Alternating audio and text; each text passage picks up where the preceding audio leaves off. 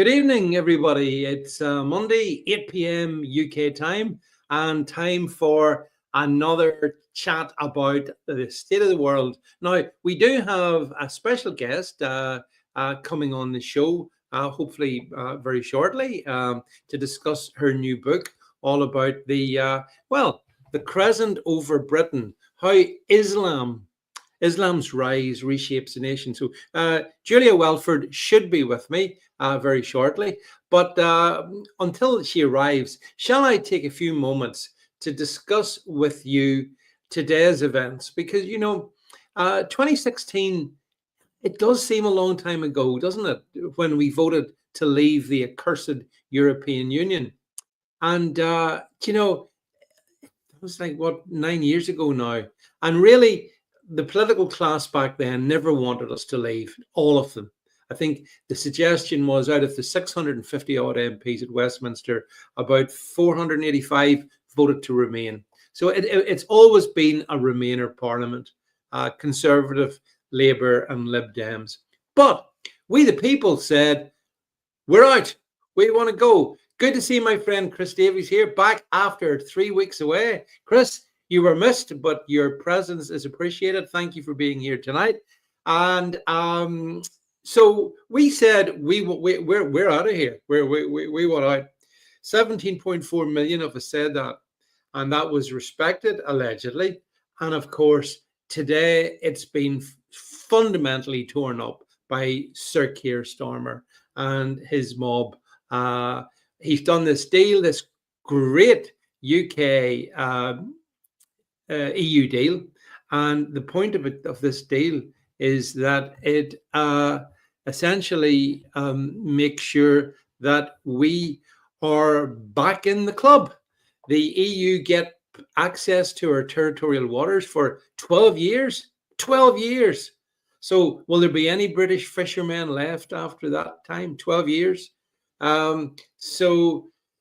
Yes, Chris, 12 years fishing rights, and they were only after 4. Actually, that's right. That's a very good point, actually. I mean, this has been called a negotiation. It wasn't a negotiation. He's given the EU more than the EU was looking. What sort of person does that in a negotiation? A negotiation is, you want A, I'm prepared to give you B, which will be somewhat less than A. And, I can't believe that Starmer has been so weak and pathetic, but actually I can, because ultimately he's a dyed-in-the-wool Remainer, and as such he never wanted to leave. Him and his pals in Brussels, they're linked at the hip. But it's pretty disgusting anyway. This deal, this lousy deal that has been done, and the thing is that we just got to hope that somehow or another it's reversed. I don't know how. That we reverse this one. Now I see our special guest has arrived. I see her sitting in the background. So Julia will be joining us very, very shortly. But just to wrap up on this. So I mean, the events of today and the unwinding of Brexit make me think that, well, what's the point in voting if you're going to be ignored anyway? What is the point in the democratic will of the people? We must respect the ballot box. We voted to leave. We didn't vote for this. Some people said, oh, but you voted for it last summer. No, we didn't. What happened last summer did not violate the Brexit result. So there's 17.4 million of us. Do we just sit back and take all this? Do we just say, yeah, it's fine. It's just one of these things. Yeah, we said we wanted to leave, but hey, Keir's bringing us back in the club. It's going to be great. Our fishermen are screwed, but don't worry about that. We can get faster through passport control. Right. Without any more ado of me ranting, I'm going to bring in, as I say, our special guest, Julia Taylor Welford. So please bring in Julia. Hi, Julia. Hello, how are you? Yeah, well, I'm good and I'm bad. What do you think, Julia, about this whole unwinding of Brexit Honestly, today? How I've kept my mood okay at work today is beyond me, because I've been absolutely raging. I really have. He's totally betrayed Brexit. So, in other words, what's the point in even voting in the first place? That's what I said. You know, we haven't got a democracy. I feel at the minute like we're being led by tyrants, literally. If this was happening, what's happening in this country to another country, we'd be saying something about it, I'm sure. Yeah, I agree, Julia. I mean, and we're going to talk about your book and the whole impact of Islam in Britain. But, like you, I kind of have concluded today, well, what's the point of voting? Like, if the people vote in a referendum and we said this, and then for 8 years, we never really got the proper Brexit anyway, Julia, did we? But, no. But now Starmer's come in and he's basically handed it to the Euro lot on a plate. It's unbelievable what he's doing to this country and what he's actually achieved in a matter of how many months have they been in? No, it can't be. Well, I don't know. About 10 months. 10 they months. Haven't even been in a whole year. They've worried all the pensioners and froze half the buggers to death.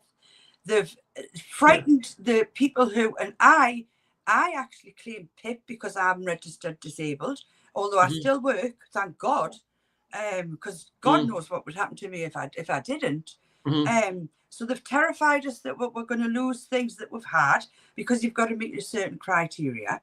They've done this in Brexit. Well, they've took us back in the EU, basically, in a nutshell, albeit not in name.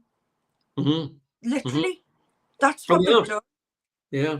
And it's made me really angry. But what's made me more angry is I gave Boris Johnson my vote to sort Brexit out because I really thought he would get it sorted, and he was a total wet lettuce.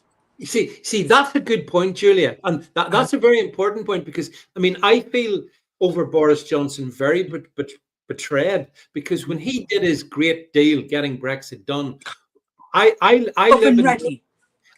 Oven ready. What a turkey! Yeah.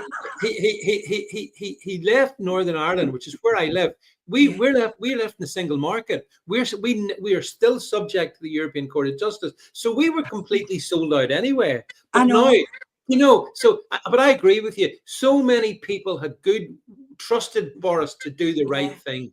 So I find today, Julia, whenever you get Kemi Badenoch and all saying, "Oh, well, we'll reverse it," I don't believe a word she says. I do not believe a single word that comes out of any Conservative's mouth. They had 14 years and they did sweet FA to help with the immigration.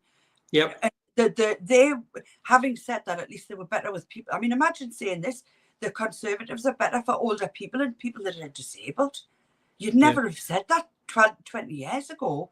Do you know, it would have been all Labour, vote Labour if you want like people to be looked after. They are horrible. Absolutely. I'm so frustrated with them. And I wish that the election was this year.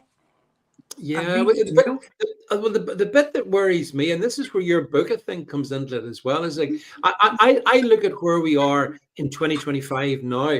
And I'm looking, and then I'm thinking about 2029, which is when the next election will be due in 2029.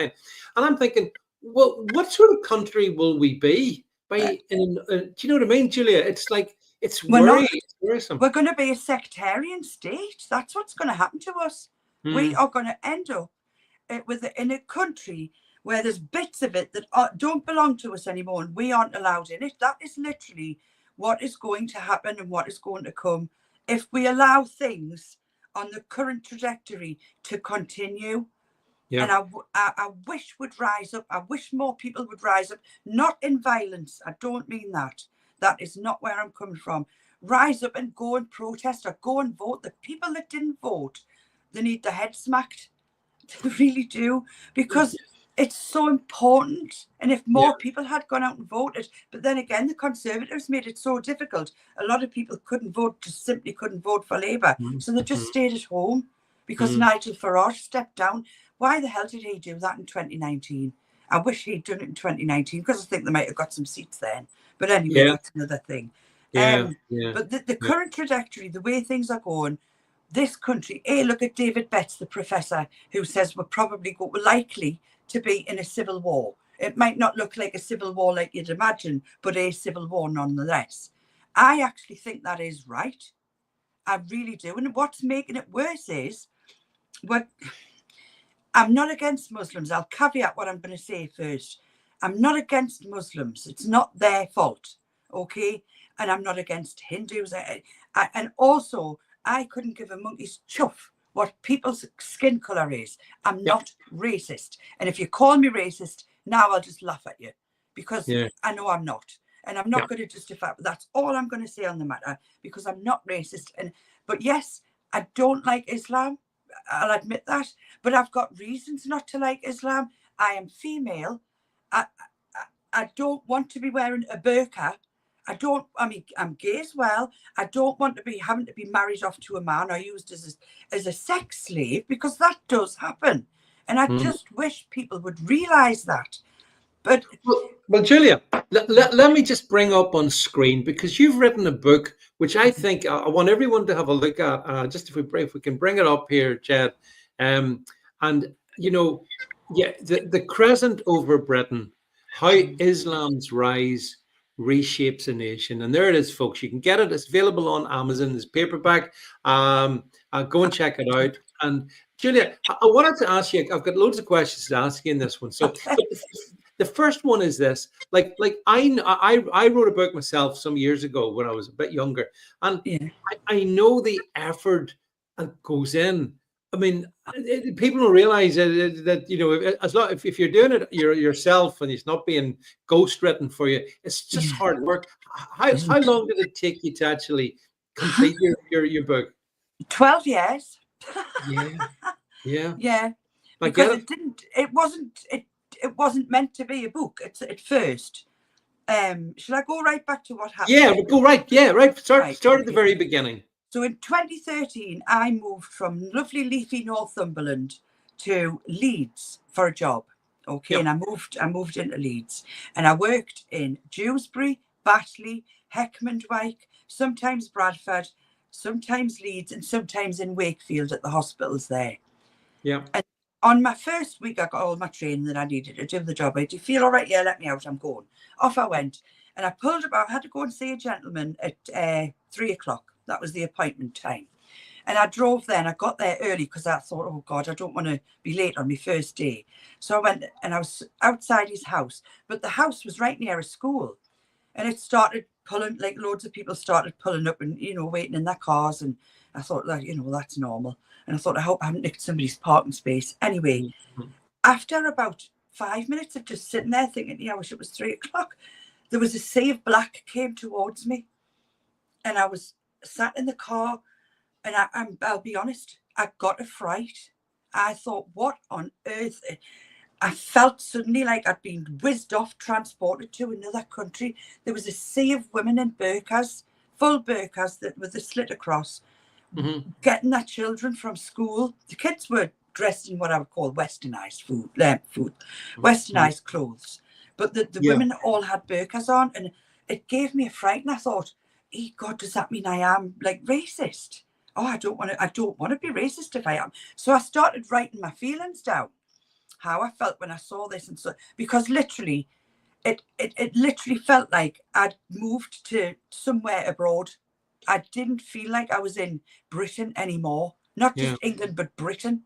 Yeah. There was the shops were all different. The markets were different. Everything was different. And I was I thought, I'll be honest here. I used to be one of these screaming and wailing, you need to let the immigrants in, the poor souls, this, that, and the other, until I moved to Leeds. And I got the culture shock of my life, David. I really honestly did. You'd get spat at sometimes by men. I had a pair of shorts on one day, walking in the park, because it was boiling, and I got spat at and told that I was a slut because I had shorts on. I mean, there were knee-length shorts as well. And I thought, bloody, I couldn't believe it. But there were so many things that worried me. So I started looking into things a little bit more. Never even thought in a million years I'd write a book. It wasn't like it started off, right, I'm going to write a book. It wasn't that. I kind of built up a little notepad. Then I filled another notepad. Then I started going to rallies, but I would stand on the outskirts of them. I wouldn't kind of get involved in the rallies or the protests. And I'm talking about from the side of the right, not the left. All the stop the immigrants, stop the boats. You know, I went on all of the rallies I could. The very first rally I went to and got involved in it, in the crowd, was Tommy Robinson's rally last July. And I was at that. Like, yeah, it was one of the best days of my life. I spoke to so many people. I made so many friends. I made so many networks. It was absolutely brilliant. But compare that to going back to work in Leeds and Heckmondwike and Dewsbury. Oh, honestly, how people in Dewsbury were talking about God's country. Like, that's what people call Yorkshire, isn't it? God's country. Not anymore. It's totally changed, and it's like within like 20 years, it's so quick. So I started writing things. I had all these notepads and bits of stickers and craziness going on around me, and I thought, and I started looking into things, and I watched Tommy Robinson's Oxford Union speech, and I was flabbergasted, and I was sat there feeling like the biggest idiot, thinking I used to fall for all this, because I used to watch the BBC. You know, Tommy Robinson's a racist thug, and he is anything but, and I 100% support him, and I've done a video about him being in jail because that's cruel. But anyway, I know I digress quite a lot. That's okay. So do I. Don't worry about it. It's okay. I'm better at writing than I am talking, I must say. So I thought, you know, I'm gonna look into this further and write a book. And I started looking at social aspects, financial aspects, cultural differences, and I had these 7 key themes. And I thought, you know what, I could write a book here. Why don't I write a book? Other people do it. So for the last, after collecting, I'm talking about collecting data off here as well, getting statistics, thinking, Christ, that's right. Culturally, and this is right, and I don't care who argues with me, you can look at it in my book, and it tells you the 4 times more likely to commit a sexual crime are any foreign men. That is the statistics. That is by per capita, because it's disproportionate. Yes, right. Hardly any, say 18% of people in Britain aren't, well, they're not white. Let's just say that. I usually call it non-Muslim and Muslim, right? But so we're going on colour here. For instance, that they're not white. But the other 82%, sorry, is that right? 20? Let me just work this out. 18% and 22%. That's right. The other 82%, they're the British-born people, right? Out of our amount of people, there's a big number.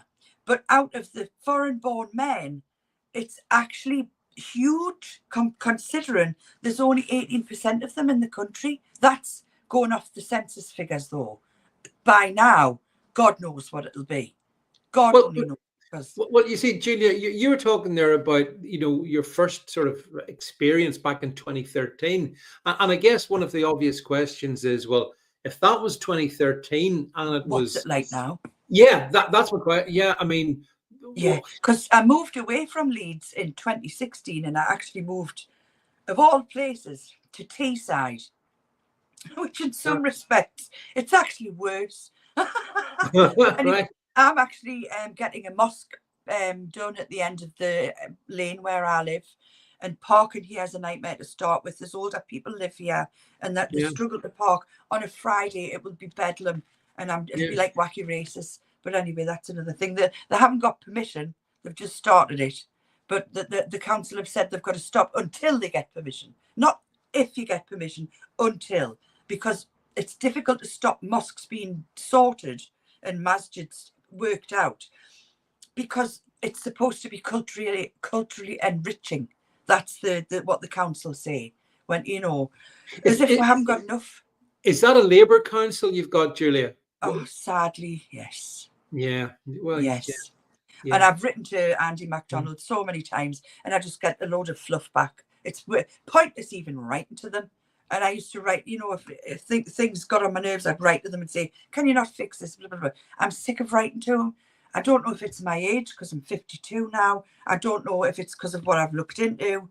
But if you look at Lebanon, in the 1970s, and you look at now in the UK, we are literally a carbon copy, and we could easily end up like another Iran, who incidentally were very westernized in the 1970s Yep, as well. yeah, that's right. Yeah, if you look at old photographs of Iran back in the 70s, Unbelievable. it was once they toppled the Shah and they got the Ayatollah in. Yeah. Well, but you see, the thing is, Julia, and why I have to say I admire the fact you've written a book on this topic of Islam in the UK is it's like a kryptonite subject. Isn't it? You mention that to most politicians and they'll run a mile because Yeah. they're cards, but it is Yeah. kryptonite, and yet ordinary folks, and you must have encountered a lot of people like are very worried and stressed about what is happening. Yeah. Extremely. And they're frightened. The thing is, like me, they're frightened to say anything. They're frightened to ask questions. They're frightened to stand up and be counted. And I thought, you know what? I have had enough of this. I want fairness. That's all I want. I am a feminist, but I'm not one of these raging ones. I agree that this men can only do certain jobs because they're stronger. There's certain things that women can only do. Yeah. I do think that, but I just want fairness. I literally, that's all I want. And I don't want to see, but women in burqas, yes, they've chosen to do it themselves. Have they really? Would they dare say they hadn't? I don't think so. I don't like to see that. I don't like to see girls at 14 years old getting married off to somebody in their 50s. But an imam in Birmingham has agreed to that. ITV did a study a few years ago. ITV, this is. And they found out of 48 mosques in Birmingham, 18 were quite happy, because they did an undercover thing, to marry kids off that were 14. Yeah. And 1,200 people, sorry, I'll rephrase that. 1,200 girls last year were forced into marriage from our country, sent off to Pakistan, married off there, and then, brought back with a load of kids. I don't want to go back in time. No. We've only had rights, us females, for about 100 years. And even then, it's been staged rights. Crikey, in the 1990s, rape within marriage was still legal. Yeah. They've obviously changed that. But we're going to go backwards. Yeah. That's what's going to happen. And I was so frightened. I thought people need to be made aware. There's a million books out there about Islam, but none about like the effects it has on a nation that I could see. Like literally, that's the title. That's what it's about. Yes. And I've obviously focused on like 7 key themes within the book. The social aspects for a start. Those. Okay. Focusing Talk about the social aspects. Okay. Focusing on community dynamics, integration and education, and also family structures and social cohesion and division. So I've focused on that. That's the social aspects. Then I've got the financial aspects. There's chapters where I talk about the economic contributions that Islam has brought to Britain, because £20 billion is put in our GDP in this country because of Islam, because a lot of them are taxi drivers, the food market, the halal butchers, they do contribute £20 billion. Great. That's what we want. But at the same time, the amount of women that aren't employed, because that brand of or sect part of Islam, because Islam's just not one thing. There's Shia, there's Sunni, there's Wahhabi, there's Baralevi. There's so many different aspects to Islam. So I thought, right, I'm going to concentrate on what about, they might contribute 20 billion, but what about welfare? What about the welfare state and resource allocation, housing, NHS? We've got 10 million more people in this country, and this is in the book, than we did have in 2004. Where's the extra NHS beds? Where's the extra police? Where are the extra houses? Where's the extra social services? There's none. Yet we, the indigenous public who were born here and who pay taxes for this, we're paying for this. Yeah.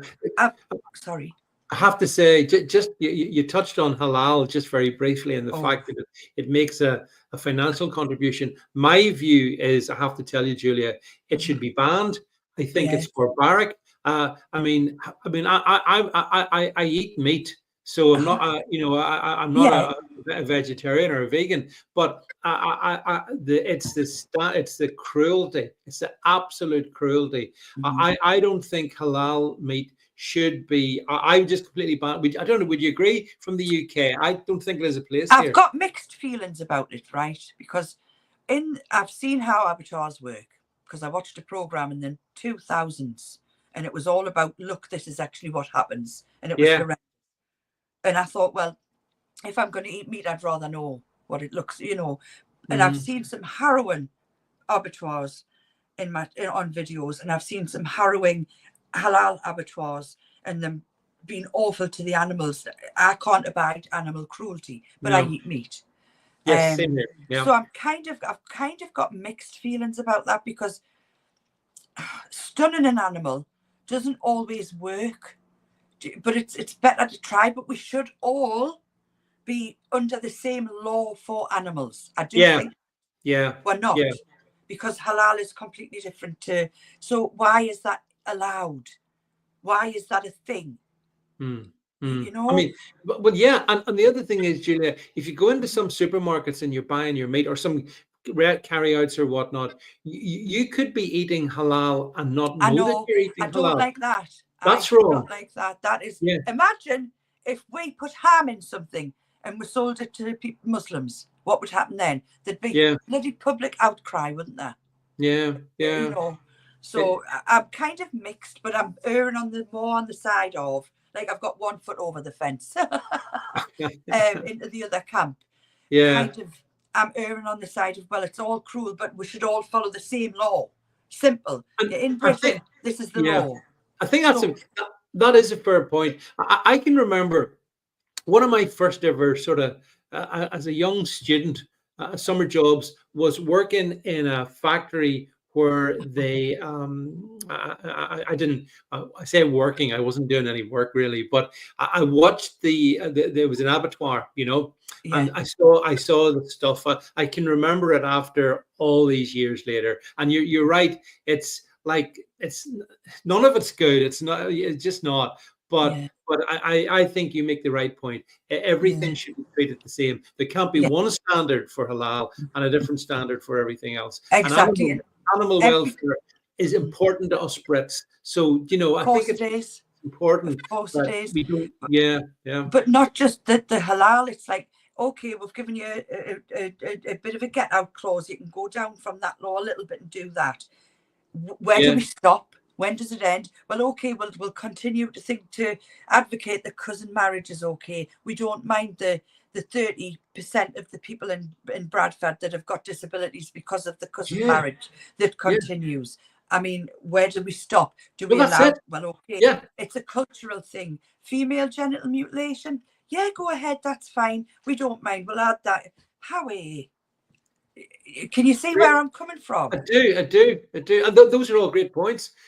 Again, I don't think female genital mutilation should be allowed in this country. Well, I mean, I It's think not. It's actually not, but it it's still not, happens. but it still happens. Yeah. Well, It okay. still happens. Why does And it still happen then, Julia? If it well, does, why? it's, in my opinion, it still happens because we've got different sects of Muslims here. We've got the Shia and we've got the Sunni, and they Yeah. both think something different about Muhammad. So they follow the hadiths. One lot follows the hadiths, the other don't. Then you've got the different sorts. We've actually got in this country a lot of them that are really strict Muslims, and they follow the hadiths. But and what how do we know what we're saying, what they're saying in these mosques? Do they do it in English? No. Quite a lot of the time they don't. It's not done in English. So how are we supposed to know? And that's where I think a lot of I think of Islam more of a cult than a religion. It's because of the way that it works like a cult does. And It's a total system, isn't it? uh-huh. It's more than like, Yeah, Christianity or Judaism. absolutely. It's a complete all-in-one Uh-huh. everything. And But that's once you get in that yeah, circle, you yeah. cannot get out. Because if Mm. you leave Islam, that's it. You'll have a fatwa on your head. Oh Simple yeah, as. You yeah. can't leave Islam. If you criticize Islam and you're a Muslim, look at Raja Mir. Have you heard of Raja Mir, David? Is he the school teacher guy? No. No. He was from Batley. Raja Mir's from Oldham. And he's a gentleman that runs a website called redwallandtherabble.com. Sorry, .co.uk. And it's free to join. And he does newsletters about how Labour and how Conservative politicians have been covering up these, he calls them Pakistani raping clans. That's what he calls them, because they're all related. He's had an attempt on his life, I believe. He's been threatened with his life. They've tried to arrest him. That even tried to put him in prison for blowing up a car, and he was nowhere near this car. And he's a lovely guy, and he's actually on YouTube. You'd love to have him on your show. I'll mention you to him later. Yeah, mention him to him. Yeah.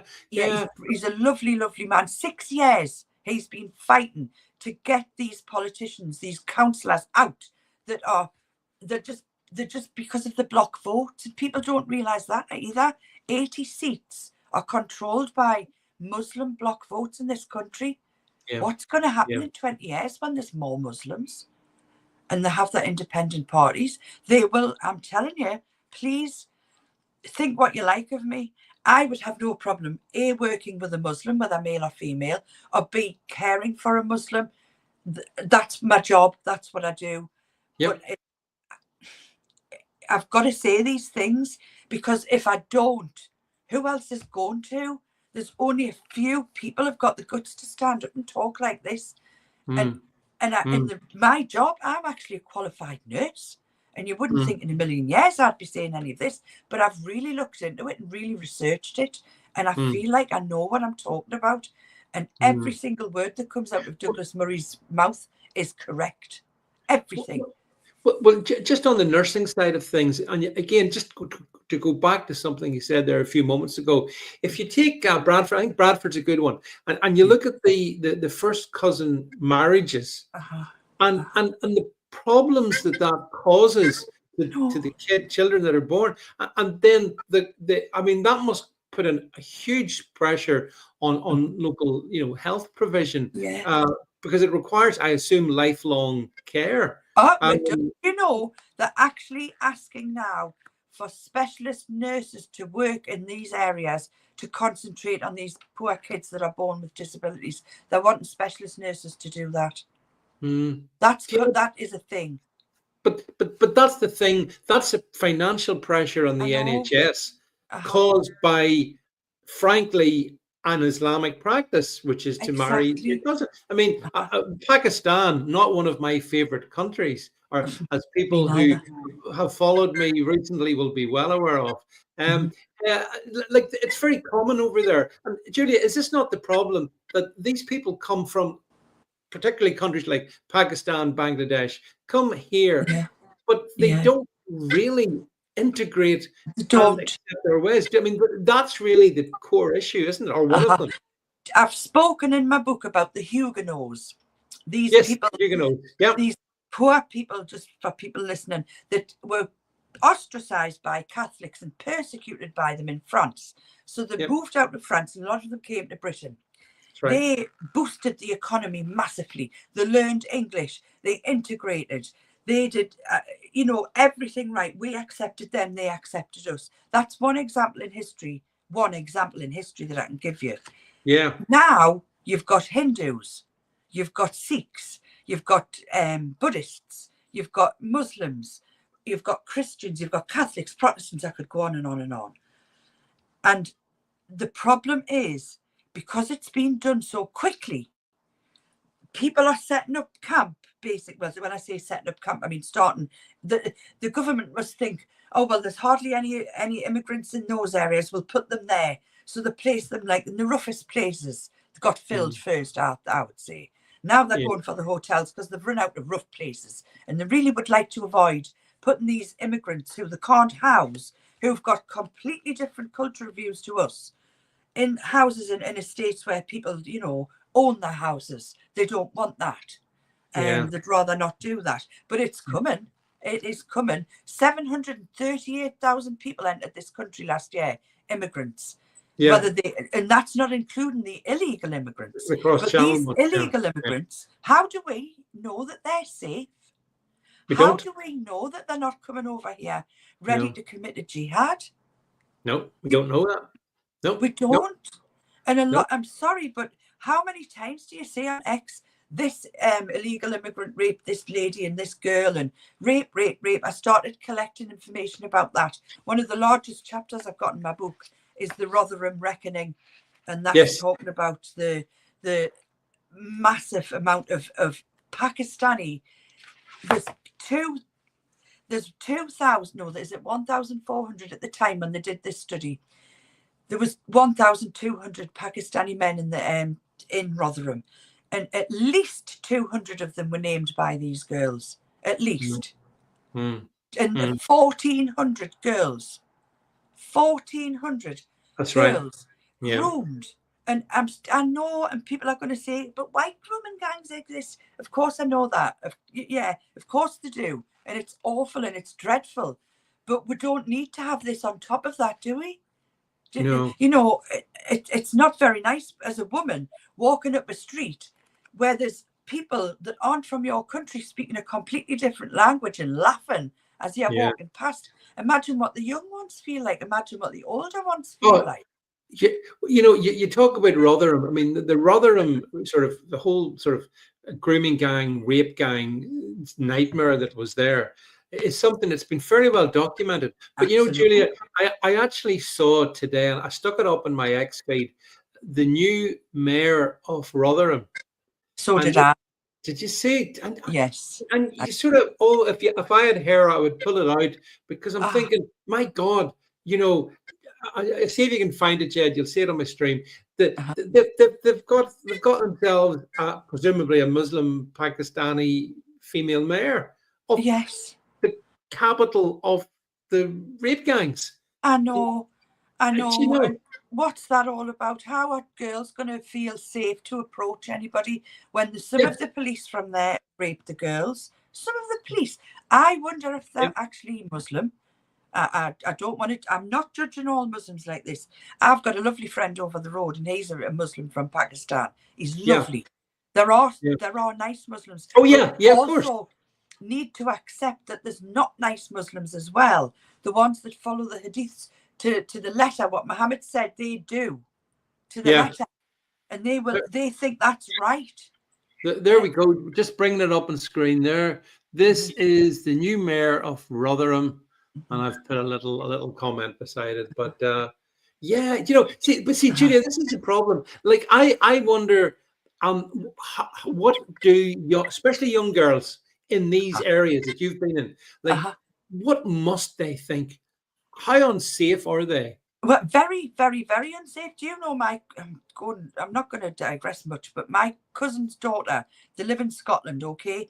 I didn't know this, but they've actually got police officers on duty at the school because of the amount of trouble that there is at a school. In Scotland, yeah. And they've got people in their class that are so horrible to the teachers. They tell them to F off and everything. And they're from foreign lands. These girls are trying to learn, and these lads are coming in. I'm not doing that. And, you know, and a lot of them, my cousin's daughter reckons a lot of them are much older than they say they are. And that doesn't surprise me. It's been highlighted. Of course it has, yeah. I've seen some of the children who look about 50, but they're, no, I'm only 15. I've had a hard life. I'm only 15. But it's a scam. But you're right. I mean, really, there's nowhere in the UK that's safe. Well, certainly, actually, the whole of you, even where I live, there's nowhere that's really safe, because Islam has advanced everywhere. Certain places more than, I mean, London, obviously, Birmingham, but then all those northern towns, the northern mill towns, are now essentially Islamified. That's where the Islamic Crescent sort of presides over those areas. And everything on top of that, you've got the Prime Minister, instead of talking about Lent, and the King, and the king of our country, Yeah. the leader of the Church of England. of England, Yeah. Yeah. starting at the Ramadan, and I'm thinking, what schools? Kids are going and having lessons. They're going to mosques. When did they go to a church? Never. Some of these schools, they only go to the mosque. In our country, we're supposed to prioritise Christianity, I beg your pardon. But that doesn't seem the case. Everywhere you look, it's Islam this, Islam that, Islam the other. And I feel, I'm going to say this, I feel like it's a gentle type of ethnic cleansing. And it's going to get, this is just the start. And I am worried sick about the future, because people like I used to be still exist. They still exist, and they haven't got a clue. And there's a load of them coming to a house near you soon. It worries me. And why are immigrants that come into our country getting prioritised over people who live here, who pay taxes, who need help? Why are they not getting it? Why are they not a priority? Well, it's a good. Well, you ask a good question. I mean, what's the answer? Why are migrants put before Indigenous Brits? Why is that? Why are they so important? I mean, if they are, I believe the illegal immigrants are coming over because I do think they're economic migrants. I do. I really truly do, because wives, women, and children come when they're fleeing like persecution. You know what I mean? That's what happened with the Huguenots. The men came eventually, but look at Ukraine, for instance. When they came over, there wasn't any men. There was women and children and old people. Right. That's what there was. That's immigrants. To me, that's refugees. I'll do anything to help them. Anything. And one of my friends actually housed one. She went for that thing and houses, lives with one of them, which is lovely. But that's coming. And when you look at every aspect as well, now we've got two-tier legal system. When you, I mean, you've just got to look at that. A blind man on a galloping horse could see that. We've got two-tier NHS. They get bumped up the queue. They get to see a dentist, a nurse, a doctor in a day. That's right. Yeah. They get telephones. They get pocket money. I wish I had £45 a week to spend. Do you know what I mean? Just on whatever. And they get fed. And they've got lovely toasted. Do you know, in the winter, I have friends around the corner who are immigrants. And they are nice, because there are some of them that are nice. There's only 80 to 85% of them that are lovely. There's only 15 to 20% that are really strong Muslims, but they're so strong, they're dominant. These little tiny percentages are very dominant, and that's starting to show now. Look what Pakistan did in 1971 and in 1941 when there was the partition with India. They did what they called rape jihad. Hundreds of thousands of women and girls were raped, gang raped. They're doing it here, but you know what? They're protected by the race, the religion. That's the difference between white, as people call it. I call it non-Muslim grooming gangs. Okay. They're not protected by the race. They're not protected by their religion. They're not protected because people are frightened of being called racist. And I could go on and on and on talking about that. But I've included these things in my book. I've done this 27 chapters, and I have put a lot of evidence in, and it's very bulky referenced. And I didn't want to do that, but I felt I had to, because if you don't prove what you're saying, you get where's your evidence, where's your stats, you're lying. You know. So I've over referenced it. Really, there's 217 references in there from evidence that I've found over the last 12 years, through some of it through conversations I've had with people at rallies, on late night social spaces, on X, on TikTok, on somebody's having a chat about this, Tommy Robinson, I'll join that, or and you get all these different views. I've been writing these down for years, and I've put them all together, and there's an awful lot of people think like me but are terrified to say anything. they are terrified because you're racist, you're bigoted, you're Islamophobic, and that's coming in next. Islamophobic. We should be allowed to criticize what the hell we want to criticize, I agree. or critique, or philosophize over that. Yeah. We won't even be able to mention the word. No. And that's what protects them. That just keeps the power going. Mm-hmm. And that worries me immensely. I've included that in the book. I've looked at the legal aspects between our law and obviously the Islamic practices, Sharia, including Sharia councils, of which there are many in this country. Women in our country who are born here are allowed to get divorced if they so wish. Some women, where they follow Islam, cannot divorce their husband because the imam says no. That's not our law. That is not law in this country. So that should be abolished. I don't care if it's culture. If you're a woman and you live in this country, or if you're a man and you live in this country, you abide by the rules. These are laws for a reason. And I feel like they're being eroded slowly. Raja Mia's really good saying is tiptoeing into the Taliban. He's right. Yeah. I'm laughing, but he's right.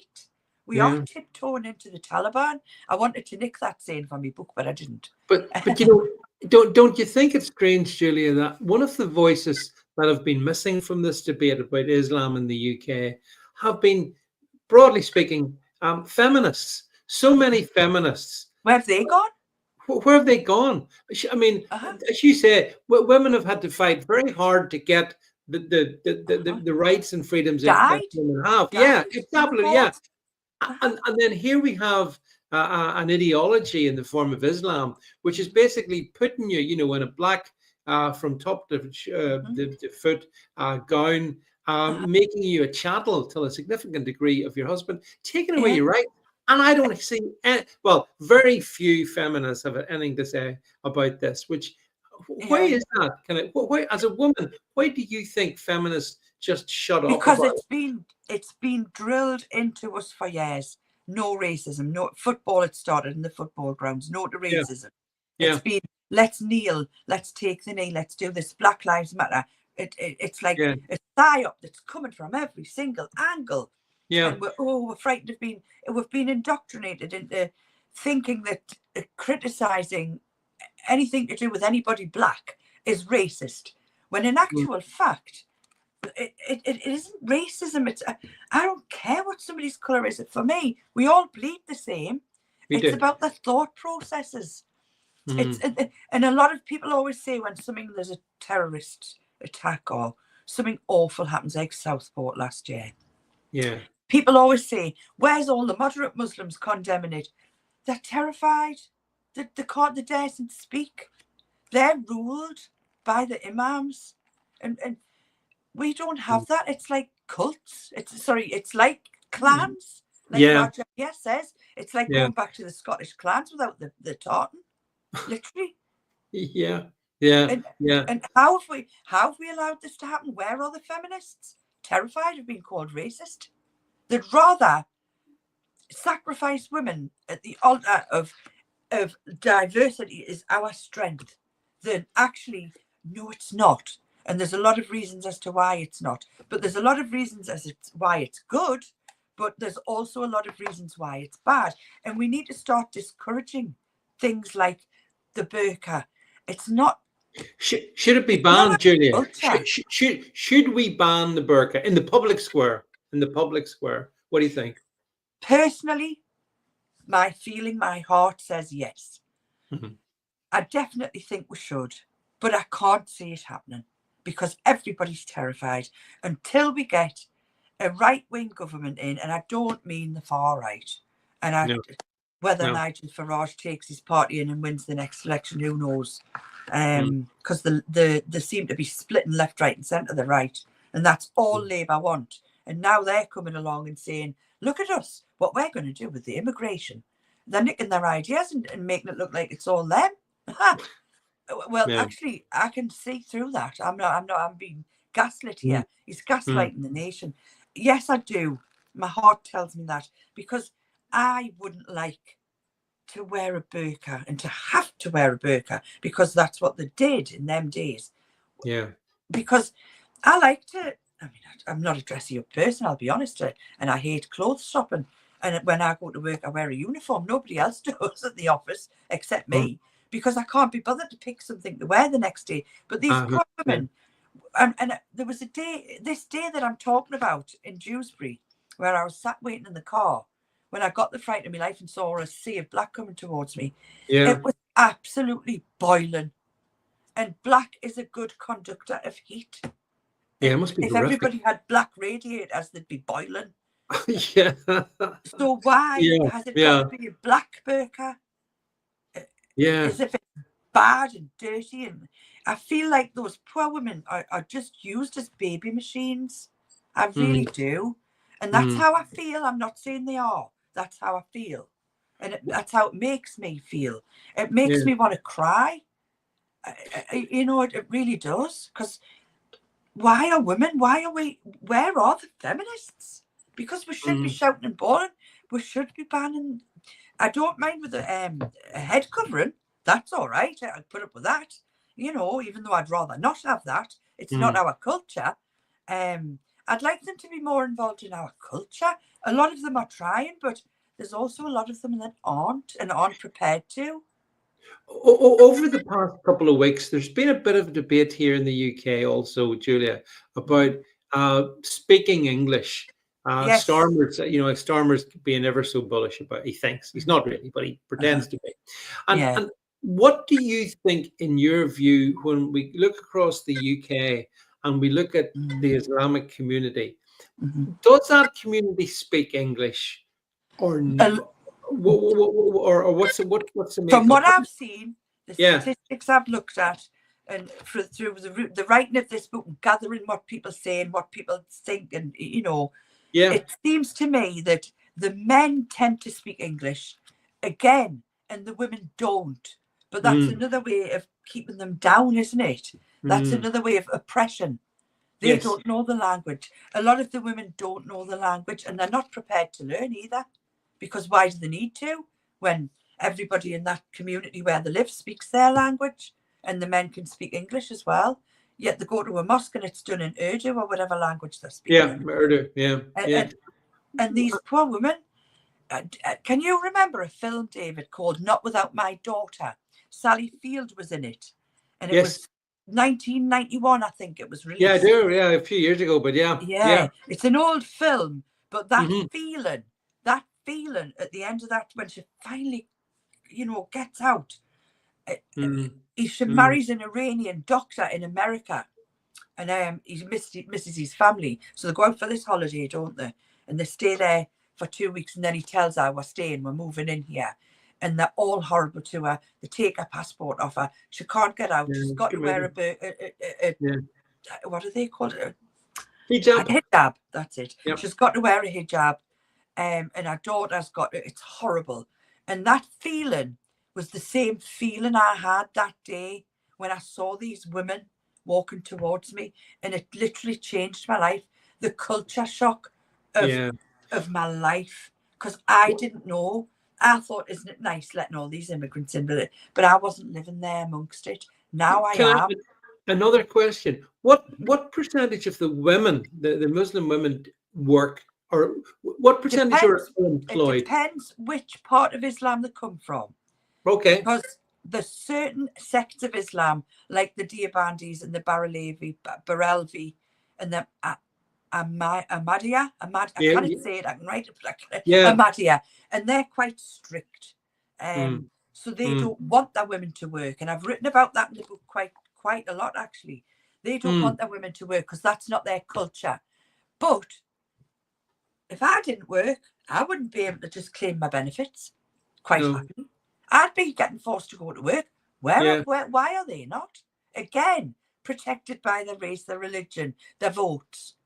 45% of women in certain cultural Islam work, and there's 60% in another type of Islam or Muslimism work.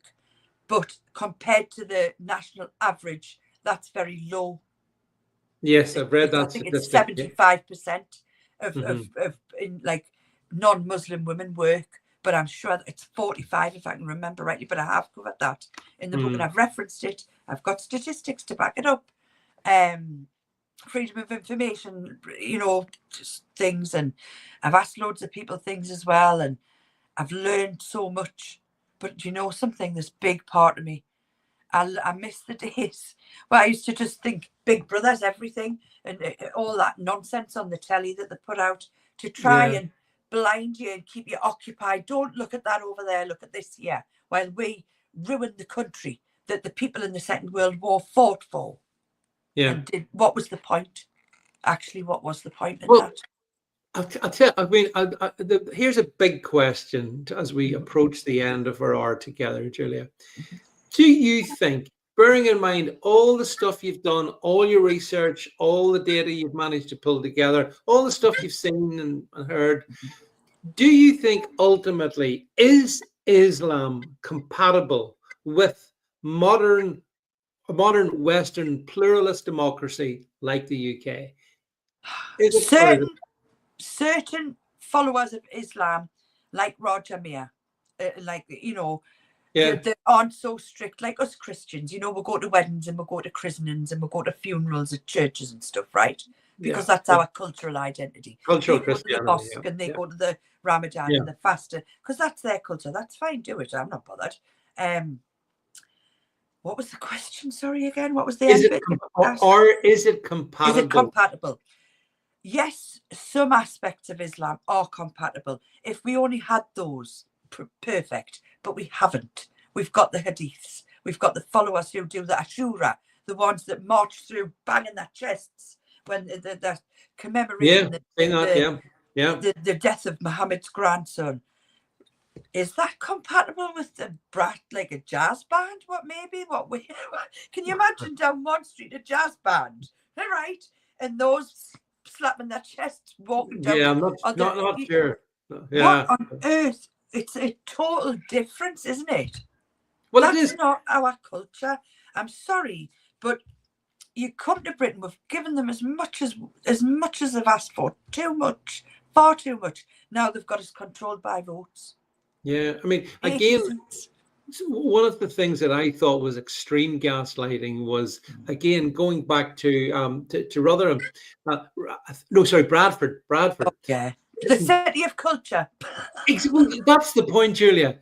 I mean, it's unbelievable. Bradford, there's parts of Bradford. I mean, I know it's 30% Muslim, but Yeah. some parts of that must be really concentrated. And you see the parades through the street, some of the stuff you're chatting about, and you just think, and then obviously we know about the rape gangs and all of that. Yes. And you think, and then the government says, welcome to the UK city of culture. And I just see that as extreme gaslighting that disgusts me. What do you think? It is absolutely disgraceful, and that's exactly what I thought that day.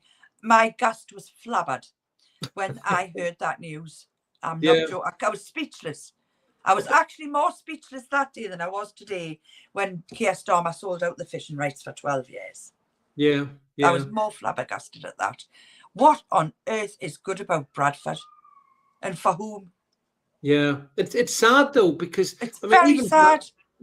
Bradford was, it was originally a Saxon village way back, and the woolen industry and all of that. There's there's great history, but it changed, Julia. And this is maybe you mentioned Iran, places like Bradford, but it's not by no means they're not the only place. So many of these places have been changed so dramatically, so quickly, and then that makes me think, well, okay, what are they going to be like in another 10, 15 years? What do you think? What will we look like then, Julia? I dread to think, and that's why I'm standing up and putting my head above the parapet and writing a book about Islam. Islam. If anybody knows me from school, it's what think, Julia doing that? What?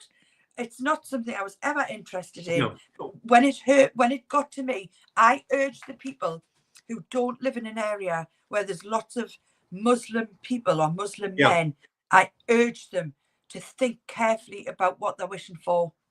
I'm telling you. And I'm not saying they're all bad. I must caveat that. They're not all bad. They No, really no. aren't.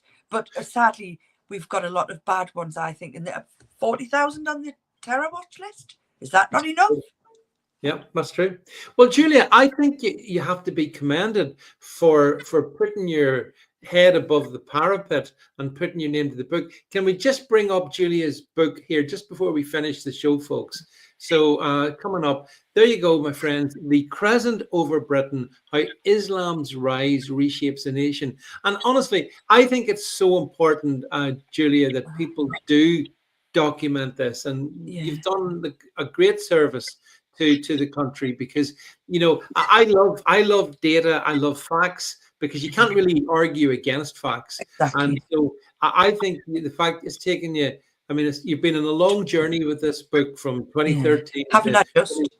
2025. Can I just say, I want to thank you so much, Julia, for doing that work, for putting that effort in, for producing the book. I hope everybody goes, clicks on the link, goes and checks out Julia. Julia is on X. You can check her out at with a great name, actually. I know it's Julia Taylor in 1972, or it's Boudica Boo.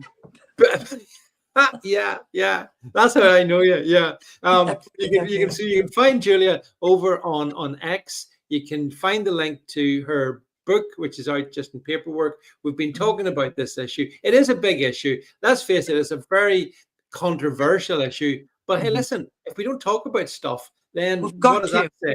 We have to, Julia. That's going to change. I've made suggestions all throughout the book what we can do, what we can all do, what the politicians could do, how much it would cost. I haven't just said this is all crap, get on with it. I've made some suggestions from my life experience and from what I've read and what I've learned and what I've seen and heard.